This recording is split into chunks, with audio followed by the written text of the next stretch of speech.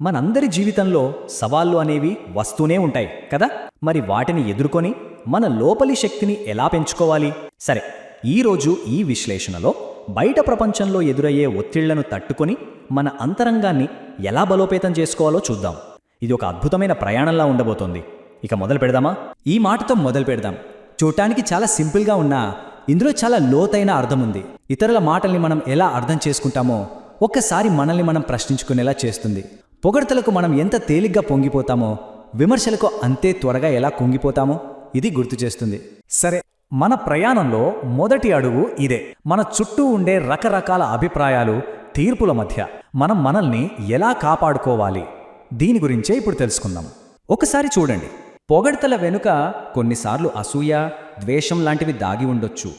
అదే సమయంలో మనల్ని విమర్శించే వాళ్లలో మన మీద ప్రేమ, ఆప్యాయత ఉన్నవాళ్లే ఎక్కువగా ఉంటారు. ఎందుకంటే వాళ్ళు మనల్ని సరిదిద్దాలనుకుంటారు. కాబట్టి మాటలని పైపైన కాకుండా వాటి వెనుక ఉన్న ఉద్దేశాలని గ్రహించడం చాలా ముఖ్యమన్నమాట. మనసు చాలా సున్నితమైంది. ముళ్లలాంటి మాటలు తగిలినప్పుడు అది ఎలా వాడిపోతుందో, అదే పొగడ్తలు, ప్రశంసలు దొరికినప్పుడు 1000 రేకుల పద్మంలా ఎలా వికసిస్తుందో కదా. మాటలకు మనల్ని మార్చేంత శక్తి ఉందన్నది నిజం. ఇది కొంచెం విచిత్రంగా అనిపించవచ్చు, కానీ ఆలోచిస్తే ఇది నిజం.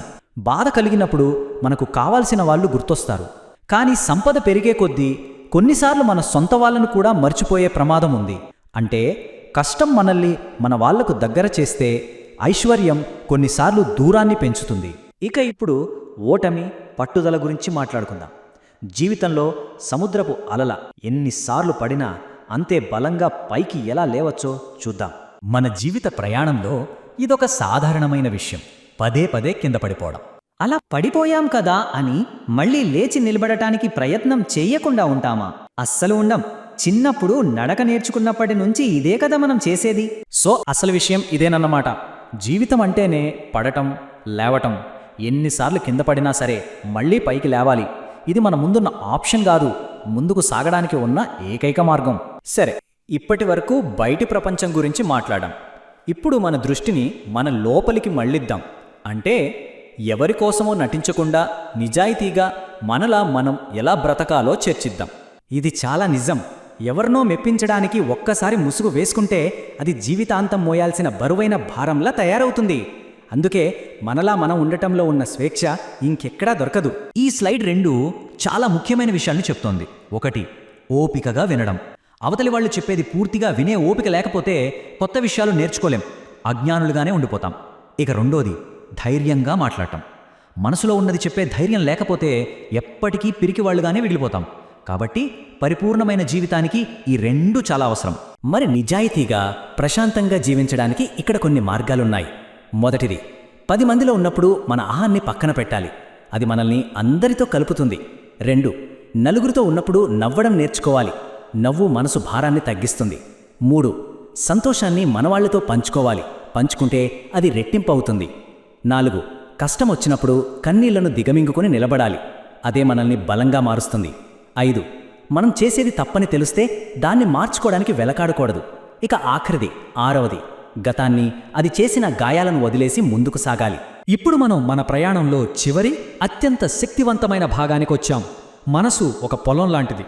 దానిని మనం జాగ్రత్తగా సాగు చేసుకోవాలి. మనస్సుని ఒక పొలంతో పోల్చవచ్చు. భూమి సారవంతంగా ఉన్నంత మాత్రాన పంట పండదు కదా. మంచి విత్తనాలు వేయాలి, కలుపు మొక్కలు తీసేయాలి. మన మనసు కూడా అంతే. ఏ ఆలోచనల్ని విత్తనాలు వేస్తున్నాం, ఏ చెడు ఆలోచనల్ని, కలుపు మొక్కల్ని పీకేస్తున్నాం అనేది చాలా ముఖ్యం. ఇది మన అంతర్గత తోట పని లాంటిది. దీనికి మన శ్రద్ధ నిరంతరం అవసరం. మరి మనసు అనే పొలాన్ని ఎలా సాగు చేయాలి? ఇక్కడ 3 సింపుల్ స్టెప్స్ ఉన్నాయి. ఫస్ట్, నేల సారవంతంగా ఉండాలి. అంటే మనసు ప్రశాంతంగా ఉండాలి. సెకండ్, మంచి విత్తనాలు నాటాలి. అంటే ఎప్పుడూ మంచి ఆలోచనలు చేయాలి. థర్డ్, కలుపు మొక్కల్ని తీసేయాలి. అంటే మనసులోని చెడుని, మలినాలని ఎప్పటికప్పుడు శుభ్రం చేసుకోవాలి. మంచి విత్తనాలు నాటడం అంటే ఏంటి? చాలా సులభం. ఎప్పుడూ మంచిని చూడటానికి ప్రయత్నించాలి. మంచి విషయాలే మాట్లాడాలి. మంచిని వినాలి. సింపుల్గా చెప్పాలంటే మన మనసుకు ఎప్పుడూ మంచినే ఆహారంగా ఇవ్వాలి. ఒక చక్కగా సాగు చేసిన మనసు ఎలా ఉంటుందో చెప్పడానికి ఇంతకన్నా మంచి పోలిక ఉండదేమో. ఎలాంటి మబ్బులు లేని నిర్మలమైన ఆకాశంలా, ఎలాంటి అలజడి లేని నిశ్చలమైన సరస్సులా స్పష్టంగా, ప్రశాంతంగా ఉండాలి. అంతిమంగా మనం చేసే ఈ ప్రయత్నమంతా దేనికోసం? మన లోపల దీపంలా వెలిగే ఆ మనసే మనం సమాజంలో ఉన్నతంగా గొప్పగా బ్రతకడానికి కారణమవుతుంది. ఆ వెలుగే మన జీవితాన్ని, మన చుట్టూ ఉన్న ప్రపంచాన్ని ప్రకాశవంతం చేస్తుంది. సో ఈరోజు మనం పొగడ్తలు, విమర్శలను ఎలా స్వీకరించాలి, ఓటమి నుండి ఎలా నిలబడాలి, నటన లేకుండా మనలా మనం ఎలా జీవించాలి, ఇంకా మనసును ఒక తోటలా ఎలా చూసుకోవాలో తెలుసుకుందాం. ఇవన్నీ మన అంతర్గత శక్తిని పెంచే మార్గాలు. కాబట్టి ఈ విశ్లేషణను ముగిస్తూ ఒక ప్రశ్నతో వదిలేస్తున్నాను. మనలో ప్రకాశించే ఆ దీపాన్ని ఎలా పోషించుకోవాలి? ఈ విషయాల గురించి ఆలోచించండి. మీ అంతర్గత జ్యోతిని మరింత ప్రకాశవంతం చేసుకోండి.